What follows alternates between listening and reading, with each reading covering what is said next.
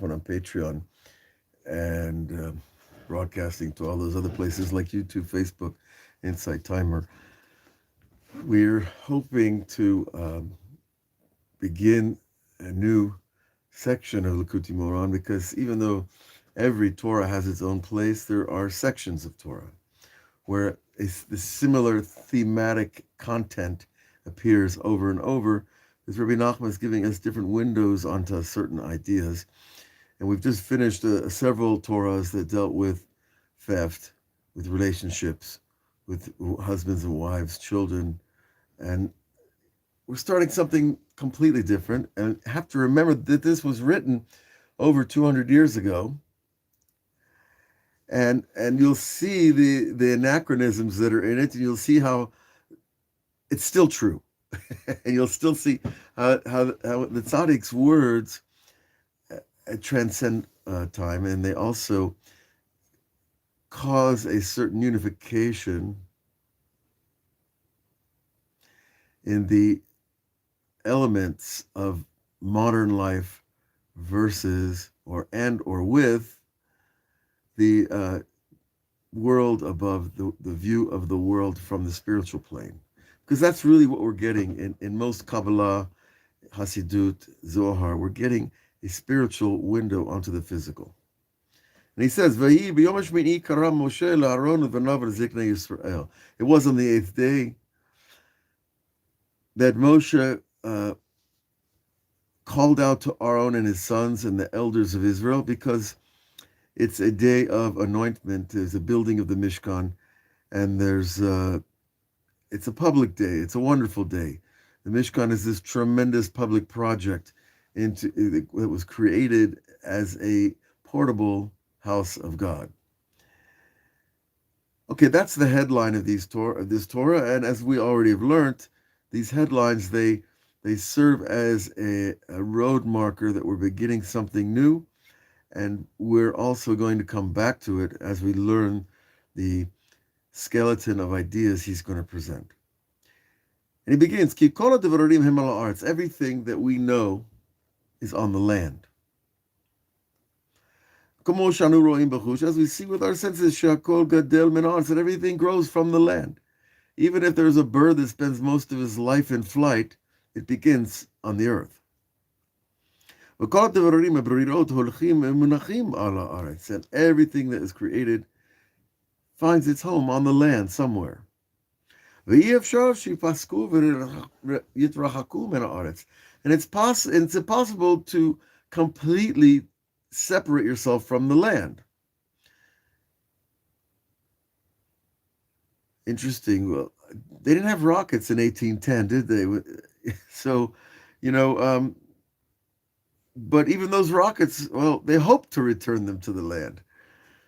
But nonetheless, we see where he's going. But the only thing that can make something leave the land is a force of power. And he's going to give us examples. And rather, it is to say, somebody has to do something to make something leave the land. And he takes it from its place in the land. You pick up the apple or the orange or I don't know why you'd want to throw your nice little wristwatch, but the minute you take it off the land, that your force is the cause of that. And that force is important. And it's called the koach hamachriach. It forces something to move and change its place. And so to the thing will be removed from the land depending on how much power you put behind it. Now, the classic example, of course, is throwing a ball. That the more powerful you are, the farther the ball will fly. And I guess there's a little bit of technique involved also. If a person throws something above, well, as long that thing is in the air, it's been sent by someone with power into the air, It's going to stay there for a while, not too long, usually. Ukafi koho, and according to the person's power. So too he will send it higher and farther. But when the power of the person that was transferred into the object, into the wristwatch or the football, there was power transferred into that object. And when that power ends, the thing immediately will fall to the land. So think of it, there's an energy exerted on the object. It has a certain power. The power ends. The thing falls to the land. Because the land has another power. The land has gravity to pull things down to it. And it draws everything to itself, the land. Because if it was not so, if there wasn't that case, if we weren't attached by gravity to this earth, we couldn't live here. Because otherwise you would think we would just fall off the earth.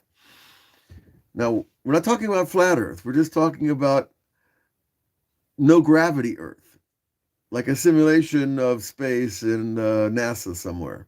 Because the land is round, you would think that we would fall off of it. And all the people live around the earth. And, it's an interesting thought. If you think, if I live on the North Pole, I won't fall off because there's something beneath me. But that beneathness still exists on the South Pole. There's something beneath you. And same if you live at the equator. There's still something beneath you. We just don't, because our mind works from a self-directional perspective. I'm always working that my head is on top and my feet are below, and if my feet are, what's below my feet is what I'm standing on. However, in space, there is no up and down and left and right. There is just space. You have to establish a point of relativity to create direction, specific direction.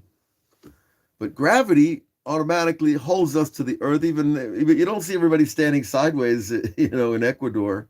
Hey, good morning. Everybody's standing sideways. It's a funny way to go through life. I guess they could do that with CGI, but okay, we'll leave that alone. Okay,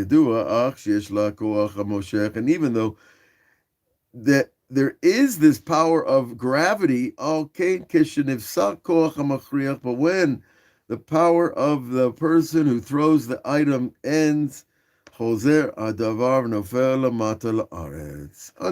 Khan is 8th grade physics, right? Then when the power is gone, the item falls. And as the thing gets closer to the earth, the Rebbe goes on, it gains acceleration as it's getting closer to the earth. And that's because the closer you get to the earth, the more powerful its pull on that ball or on anything else that's falling.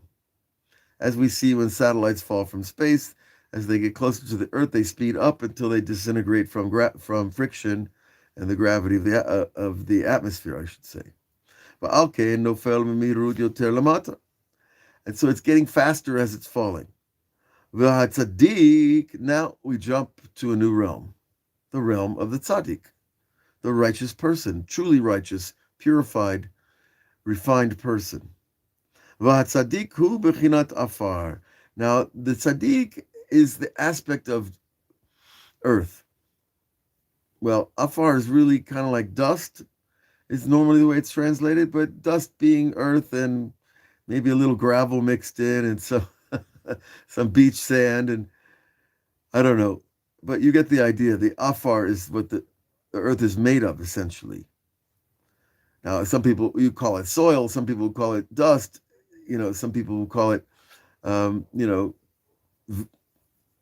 well, on a scientific level, if you look at it close enough, it's no longer the same thing that we looked at with our own eyes. However, ki tzaddik hu yesod olam, but the tzaddik, he is this level of the earth, of the dust. Why? We consider the dust a lowly thing. It's something we walk on. It's something that gets dirty and gets us dirty. It's something that doesn't seem to have much animation in its lifestyle, shall we say. But it's called Yesod Olam, and so is the tzaddik, is called Yesod Olam, the foundation of the earth.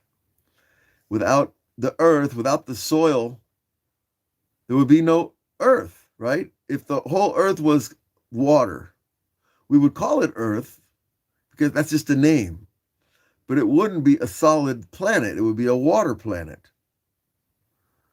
And therefore, it would be a different thing. Would you call it the foundation? Not necessarily, because the foundation implies something that holds up other things. See, and that's important for our metaphor to understand. The tzaddik, he is sodulam. He's the foundation of the house. The reason you pour a foundation is so that the rest of the house can rest on it. The tzaddik yesod olam v'kol ha'davarim domim alav, and everything rests upon him. He is the foundation. How? V'yesh lo koach hamoshech, and he has the power to draw people to him. He has a different level of personal gravity. Some people might call it charm. It's a nice word. The Rebbe doesn't use the word chen. Chen is charm in the Hebrew English translation. However, this tzaddik is lamshich kol devarim elav. He draws everything to him. Ki zeh tzaddik hu rak yichud yachid ba'olam, because this tzaddik is one of a kind in a generation. Yachid ba'olam means the only one alive. Now, Shehu Yesod Olam, he is the foundation of the world. At any given time, there is a new tzaddik who is the foundation of the world. Shekol ha'davarim nimshachim mimenu, and everything is drawn from him. Now, wait a minute. We just said that he draws things to him. Now it's saying that everything is drawn from him.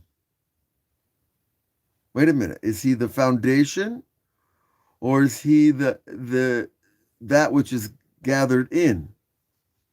Is he the magnet or that which is magnetized? Let's see.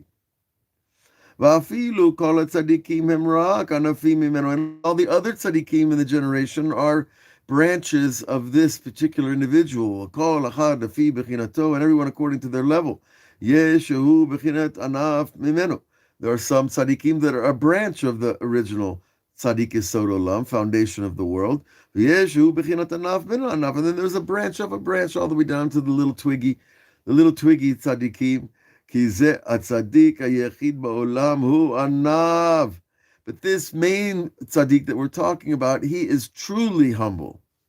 He's not faking it. He's not acting humble. He wasn't coached. He is truly humble. He sees his own smallness in the relationship to the world and the Creator and to the human race and the Jewish people. He's shafel, and he carries himself in a modest way, very lowly, so to speak. And he makes himself like the dust. So you see, a human being can make himself like the dust. He can make himself like this magnetized substance that we stand upon, which we call the earth. And it's an aspect of Anochi Afar ve'Efer. Avraham Avinu said, I am dust and ashes.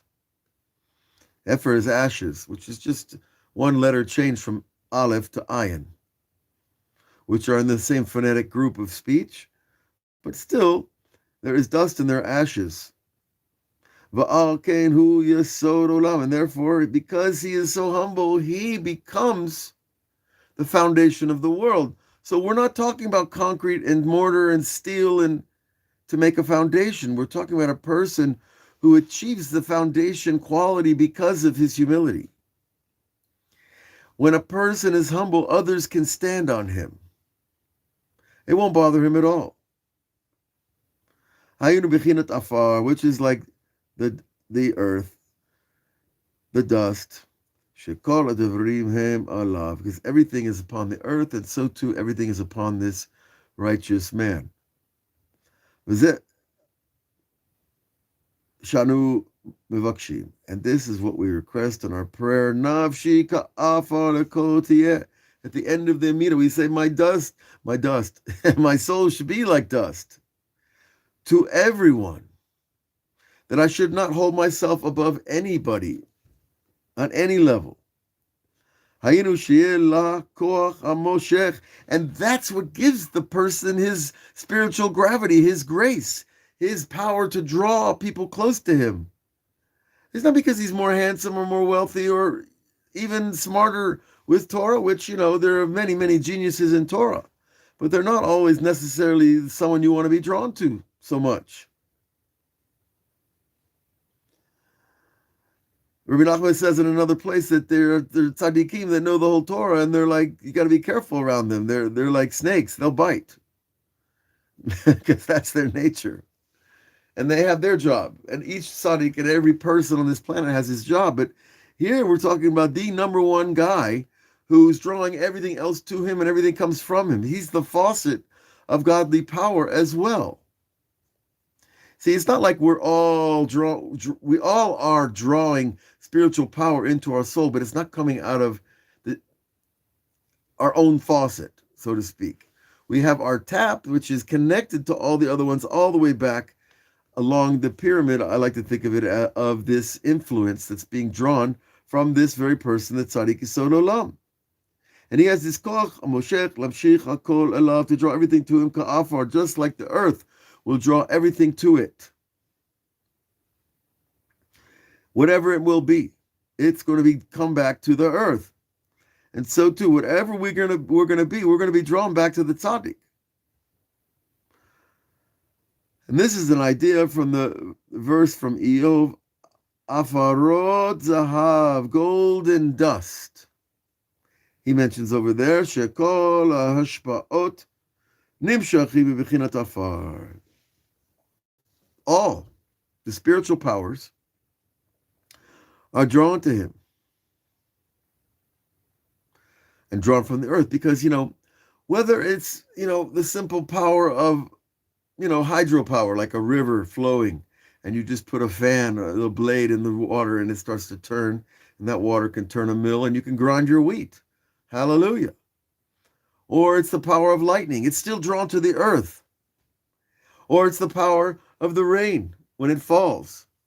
Power of the earth is pulling it down. And so too, we understand that gravity works, but here we're understanding there's a human gravity. We like being around humble people. Isn't that interesting? Because a lot of people say, no, I don't like to be around humble people. I like those big, arrogant people. Those big, they fly around in their own jets and land on their own yachts and sail to their own islands. Okay. But they're not particularly attractive when you're around them a lot. They fill up the room. They take all the oxygen out of the room. Someone said that to me once. I started to breathe a little less. But really, humility is a hard work. It's a craft. It's a skill. And of course, it's a blessing that we need help from Hashem to be humble because we get arrogant about just about anything. You notice, you get a paycheck, you get arrogant. You get a new suit, arrogant.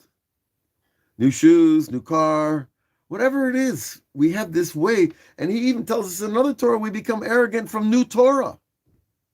Even if you learn a Torah about humility, a person can become arrogant from it. That's pretty outrageous, right? The Torah is trying to teach us to be humble, and we're still finding a way to be arrogant about being humble. Well, such is the mystery of the human soul. However, and therefore, when we give, or if when we give charity to such a tzaddik, who is this focal point of spiritual gravity, hu mitbarech miyad, the person is immediately blessed. You can give charity all day, every day, and you're not going to necessarily get immediately blessed. But he means immediately there's a spiritual transaction that takes place between the soul of the tzaddik and the soul of the giver. He immediately receives a piece of the tzaddik's humility from giving to him. See how that works? Because that's the blessing that comes onto the item, the $5 or whatever it is. That charity becomes blessed because of the tzaddik's humility, because he's drawing everything to him. And of course, if we could be a little more abstract, he's drawing the divine presence to him as well. And this tzedakah is the idea of like putting a seed in the ground. You're going to get something back if you have a little bit of water and a little bit of patience, a little bit of sunlight. Shematzmiya, kefel keflayim. And that little seed can produce a giant tree of fruit. Bechinat zaru lechem letzedakah. Seed for yourselves charity. V'kitzru lefi chassid. And harvest according to the concept of chesed. Now what's going on? Zaru lechem letzedakah. Seed for charity and harvest from the kindness. What did that mean is that you can put out a certain amount of energy and charity and good deeds and effort for other people, which is all good. Nothing, not one ounce of energy is lost in trying to serve God. However, the harvest that you reap is the chesed, what comes back. You put the seed in the soil, God sends back, a bushel full of oranges. But if a person gives charity to somebody who is not at this level at all, he says, of humility, of afar, dust, and also perot, that charity will not create fruit. It will not create good deeds. It will not create spiritual inspiration. And this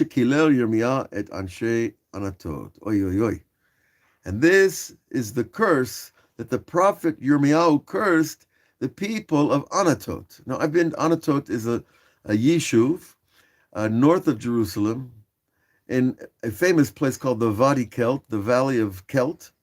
And it is an amazing place. If you ever come to Eretz Israel and you have a day, it's worth it to get out there in your car and find this valley. There's amazing springs, rivers, trees, cliffs, caves. It's a good place to go out with your family and just have a great day. Now, but back in the day of Yirmiyahu, I don't think it was a tourist spot. It was called the place of the Kohanim. They were the Kohanic tribe, which is, a very particular, specific people, because they have to keep themselves in a high level of purity for when they go to the service of the Mikdash. So Anatot was this place they would go that they could bathe and be clean and spiritually separate from the things of this world that would disqualify them from serving in the temple. Now Yirmiyahu comes along and he cursed them. And it says, at the time that your face made for them, what is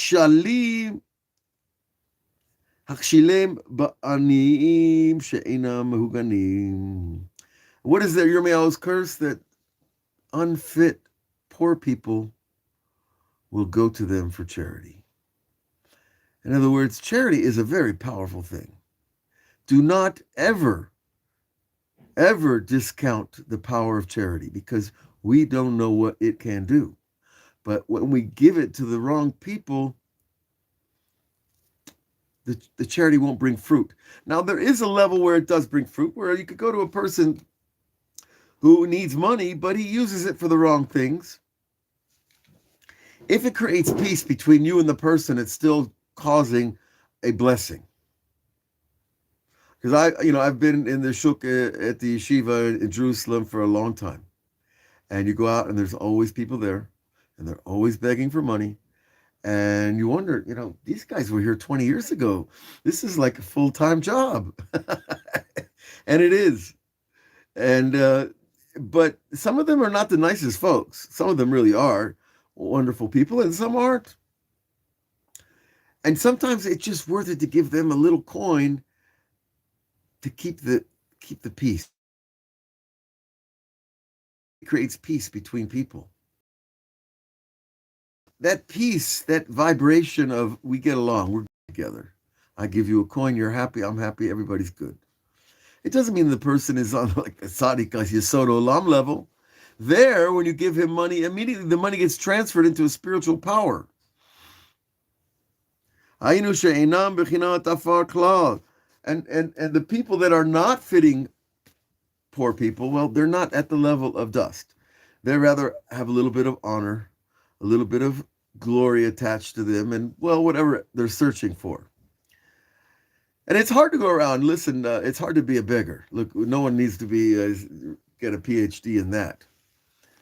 But what's hard about it is not necessarily how much money, because how much food can you eat in a day? Whether you're eating $100 steaks or little McNuggets, I don't know. But it doesn't take a lot of money to eat in a day. On a basic standard, you buy a bag of oatmeal, get some boiling water, and you're good. No, we're talking about this level of feeling good about yourself. A human being that makes a lifestyle out of collecting charity for himself, because there are people that do it for others, they've kind of have an energy of defeat about them. They've lost their dream. Because most beggars weren't always beggars. They did other things in their lives. And we have to have mercy on them. Because at some point they said, enough, I'm not working for this guy anymore. Enough, I'm not staying married. Enough, I'm leaving town. Whatever it is, these folks have had enough of this world to a degree.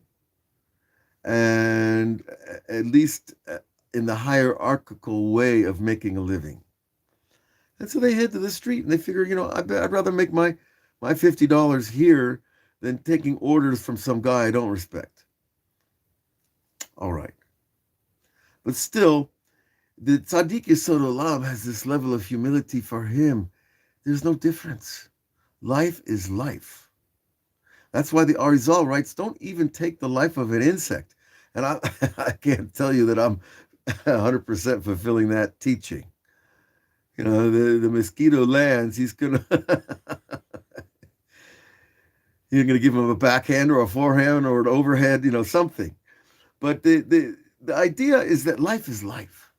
When you break it down to life, it's all sparks of the Holy One that are expressed through the body of a mosquito or a poor person or a wealthy person or a president. It's just life.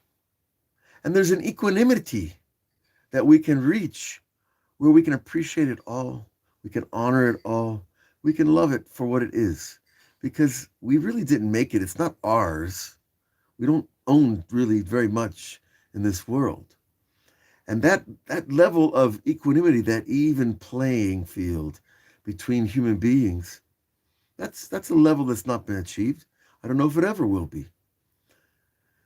But in our hearts, it can be, because we appreciate people for not by how we measure them, but we appreciate people by who created them.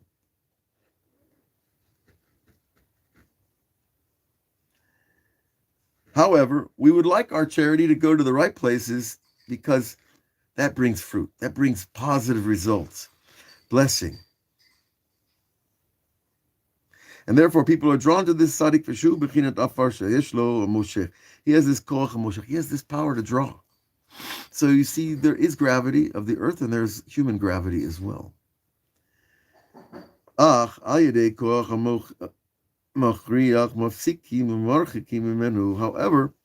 There are forces that are going to pick us up and push us away from the righteous. Hayinu sheyesh b'nei adam. There are people. She'al yedei diburam u'maasehem hem machri'im et b'nei adam lafsikam lahakam yatzadik. There are certain people that make it their business to go up to you and tell you, why are you bothering with that tzaddik? Why do you visit that rabbi? Why do you learn his Torah? What do you think, you're going to get something? It's all a pose. It's all a pose. He's really out to make money. And there's all kinds of evil speech that is spoken about righteous people. Probably some of it's true, and probably a lot of it isn't. But what we know is that there are certain people that have it in for those people. They're always against somebody. Their livelihood, their spiritual power is derived from being the koach hamachriach, the negative power that's pushing back. You ever notice people like that? Whatever you say, they'll say the opposite. If the sky is blue, they'll say, nah, it's a little hazy. You know, they just can't agree. Because agreement, I lose myself. If I agree with you, then I'm part of you. Now, isn't that travesty? Isn't that like, oh no. I mean, Avraham gets lost because he agrees with you. That means you become the power player in the argument. And this is child's play, my friends. But there are people that are stuck on that, and they can never get to that level of humility because they're not going to let themselves disappear into a greater power, into the power. And so too, they distance the simple, innocent people who are looking for the truth. They distance them from the righteous.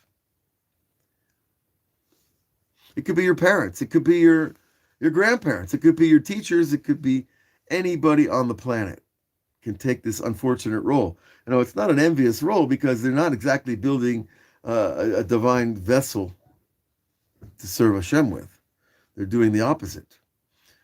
But when the power of the influence of that person to push a person away, it will come back, and eventually the person will reignite himself to get close to the righteous, because that's where the blessing is. That's where the humility is. That's where the faucet of creation from the spiritual to the physical takes place, right there. That's the opening, the aperture, the porthole. We could, go through the whole thesaurus about this, but nonetheless, the Rebbe calls it afar, the dust. That's humility. When a person returns the offer, which is this tzaddik, he has the power to draw him close, and therefore people that are far from the righteous, because they're still under the power of distancing, the forced power. I remember I was a young man, 19 years old. I was in Brooklyn, and someone said, "Come, let's go see this holy man." And I said, "Oh, I don't want to see the holy man. I didn't bother." My head was elsewhere. I wasn't religious, and a few years later, I really wanted to go to see the tzaddik, and the resistance wasn't from the outside world. Right? The resistance is from me. And so I have to own that. However, there is a time when we answer it and we say, no, I'm going to get closer. I'm going to go to the righteous people, wherever they might be. And I'm going to, seek the humility and the blessing. The person comes back. And this is what we see when you take a journey to visit. He says, Nosea. L'tzadik, to the righteous person. The further, the closer we get to the place, the faster you go. The desire, we get it when we drive the car up to Meron to go to Rebbe Shimon Bar Yochai. The closer you get in the car, the more you feel the pull. We're going to get to this holy place. We're going to feel it when we open our mouths in prayer. We're going to receive desire for Torah and mitzvot and doing good deeds and seeing the world through the proper eyes. Because he's getting closer to that power, that gravity, that spiritual gravity that is the tzaddik. And you say, well, that guy's been dead 2,000 years, Avraham. Give me a break. No. He's not dead. No, there's no such thing as death in heaven. The only place you find death is right here. The only difference is that there you don't need a body to move around and do what you got to do. And when you get close to him up there, it's they say that that this world is like a mustard seed to the world above. I think another religion stole that metaphor. But that's what the rabbis say also, that the spiritual world is so big. If you ever leave your body for a moment, you'll understand how really small this place is. But nonetheless, this Torah is really teaching us about the spiritual gravity of the righteous, the idea of humility being something that is pleasant, that draws us closer to Hashem, closer to ourselves, closer to the goodness that is inherent in everything. So if you get the opposition, that means you're on the right path. So don't let the opposition stop you. Just be graceful, kind, patient. Goodbye, we'll see you later. Then get back in your car and head off to Meron, or to the Kotel, or to the Marat Machpelah, or to the tzaddik closest to you. May you all have the eyes to see them and know them, and we will all, well, we're going to end up in Eretz Israel one way or the other. So God bless you all. Continue to have a wonderful week. Let's see, today's Monday. I guess Monday is kind of like the beginning of the week in Israel now. It starts Saturday night, really. But we're looking forward to going on. This Torah has another paragraph or two, and then we have some much more interesting wisdom that the tzaddik, this one person, put together all these Torahs. It's beyond understanding how in 38 years he put together this much wisdom, but God did it through him for us. So we have a debt of gratitude and a debt of obligation to learn these Torahs, to build the wisdom, and to bring it down into this world. God bless you all. We'll have a great day.